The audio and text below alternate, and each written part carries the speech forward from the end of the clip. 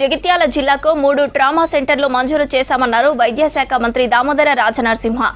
Medical కాలేజీకి 40 కోట్ల రూపాయలను త్వరలో రిలీజ్ చేస్తామని చెప్పారు.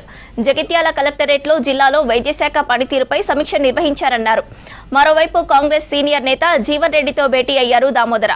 తామంతా జీవన్ రెడ్డి జూనియర్లమని చెప్పారు. పార్టీకి ఆయన సేవలు అవసరమన్నారు మంత్రి.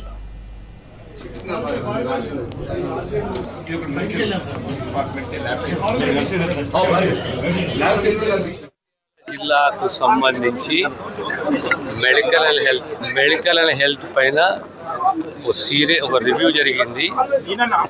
రివ్యూలో ఇన్కంప్లీట్ ఇన్ఫ్రాస్ట్రక్చర్, మెడికల్ కాలేజీలే కానీ, హాస్టల్లే కానీ, ఎంసీహెచ్ హాస్పిటలే కానీ, ఇన్కంప్లీట్ ఇన్ఫ్రాస్ట్రక్చర్ సబ్ సెంటర్సే కానీ, పిఎస్సీలు కొన్ని మొదలు కావాలి. అన్నిటిపైన ఇన్కంప్లీట్ ఇన్ఫ్రాస్ట్రక్చర్ పైన ఓ సీరియస్ రివ్యూ తీసుకొని దానికి అవసరమైన డబ్బుని రిలీజ్ చేస్తామని చెప్పడం జరిగింది.